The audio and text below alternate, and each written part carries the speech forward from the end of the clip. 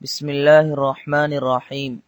صرف 5 منٹ کا مدرسہ قرآن و حدیث کی روشنی میں 202واں دن 22 رجب المرجب۔ نمبر 1، اسلامی تاریخ۔ حضرت ابن عباس رضی اللہ عنہ کے علم حاصل کرنے کا شوق۔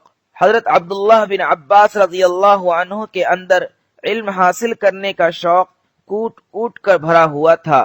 وہ اپنے ذوق و شوق کا حال خود بیان فرماتے ہیں کہ رسول اللہ صلی اللہ علیہ وسلم کے انتقال کے بعد میں نے ایک انصاری صحابی رضی اللہ عنہ سے کہا، آج صحابہ رضی اللہ عنہم کی بڑی جماعت موجود ہے، آؤ ان سے پوچھ پوچھ کر قرآن و حدیث جمع کر لے۔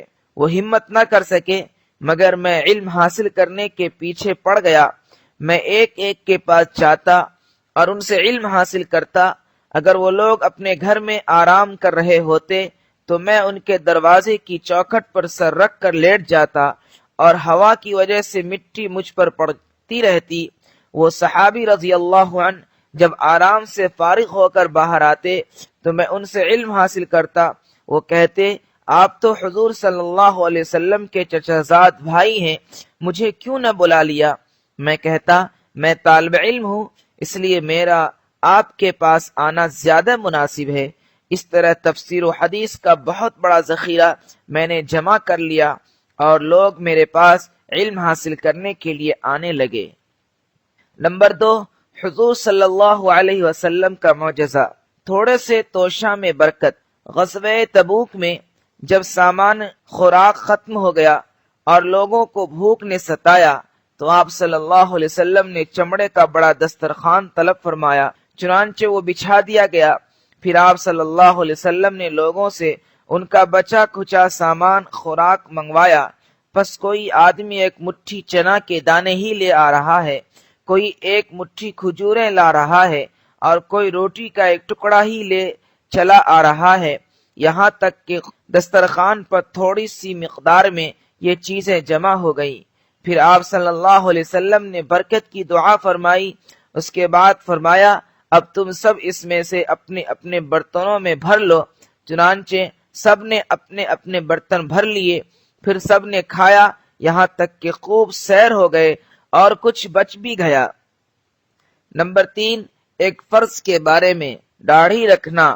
رسول اللہ صلی اللہ علیہ وسلم نے فرمایا، مونچھوں کو کترواؤ اور داڑھی کو بڑھاؤ۔ فائدہ، داڑھی اسلامی شعار میں سے ہے اور داڑھی رکھنا شریعت میں واجب ہے، اس لیے مسلمانوں پر داڑھی رکھنا ضروری ہے۔ نمبر 4، ایک سنت کے بارے میں، پریشانی دور کرنے کی دعا۔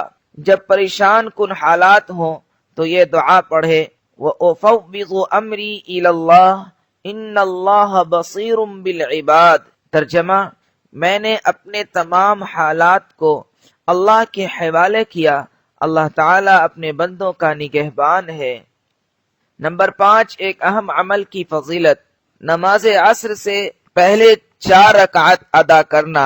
رسول اللہ صلی اللہ علیہ وسلم نے فرمایا، جو شخص نماز عصر سے پہلے 4 رکعت سنتیں ادا کرے تو اللہ تعالیٰ اس کے بدن کو دوزخ پر حرام کر دیتے ہیں۔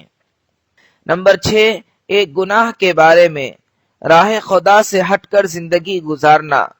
قرآن میں اللہ تعالیٰ فرماتا ہے، جو لوگ اپنی خواہشات کی پیروی کر کے اللہ تعالیٰ کے راستے سے بھٹکتے ہیں اس کے لیے سخت دردناک عذاب ہے، اس لیے کہ وہ حساب کے دن کو بھولے ہوئے ہیں۔ نمبر 7، دنیا کے بارے میں، نافرمان قوموں کی ہلاکت کی وجہ۔ قرآن میں اللہ تعالیٰ فرماتا ہے، ہم نے ایسی کتنی بستیوں کو ہلاک کر ڈالا جن کے رہنے والے اپنے سامان عیش پر فخر کیا کرتے تھے، اب ان کے یہ مکانات پڑے ہوئے ہیں جن کو ہلاک ہونے کے بعد سے اب تک بسنا نصیب نہیں ہوا مگر بہت تھوڑی دیر کے لیے، آخر کار ہم ہی ان کے وارث ہوئے۔ فائدہ، آیت سے معلوم ہوا دنیا کے ساز و سامان پر نہیں اترانا چاہیے، کیونکہ اللہ تعالیٰ اس کو بھی کبھی ہم سے چھین سکتے ہیں، جیسے کہ ہم سے پہلے کتنے ہی عالیشان مکانات کو تباہ کر دیا اور آج اس کا نام و نشان بھی باقی نہیں رہا۔ نمبر 8، آخرت کے بارے میں ادنا درجہ کا جنتی۔ رسول اللہ صلی اللہ علیہ وسلم نے فرمایا، ادنا درجے کا جنتی وہ شخص ہوگا جس کے لیے 80,000 خدمت گزار ہوں گے اور 72 بیویاں ہوں گی، اور ایک موتی زبرجد اور یاقوت سے بنا ہوا خیمہ ہوگا جس کی لمبائی مقام جابیہ سے مقام صنعاء کے مانند ہوگی۔ نمبر 9، قرآن سے علاج، شہد کے فوائد۔ قرآن میں اللہ تعالیٰ فرماتا ہے، یخرج من بطونها شراب مختلف الوانہ فیہ شفاء للناس۔ ترجمہ، ان مکھیوں کے پیٹ سے پینے کی چیز نکلتی ہے جس کے رنگ مختلف ہوتے ہیں، اس میں لوگوں کے لیے شفا ہے۔ فائدہ، شہد ایک ایسی قدرتی نعمت ہے جو مکمل دوا اور بھرپور غذا بھی ہے، جو ہر شخص اور ہر عمر والے کے لیے بے حد مفید ہے۔ خصوصیت سے صبح صبح نہار منہ اس کا استعمال بڑی بڑی بیماریوں سے حفاظت کا ذریعہ ہے۔ نمبر 10، نبی صلی اللہ علیہ وسلم کی نصیحت۔ ایک آدمی نے رسول اللہ صلی اللہ علیہ وسلم سے پوچھا، یا رسول اللہ، میں اپنے خادم کو کتنی بار معاف کروں؟ تو رسول اللہ صلی اللہ علیہ وسلم خاموش رہے، کوئی جواب نہیں دیا۔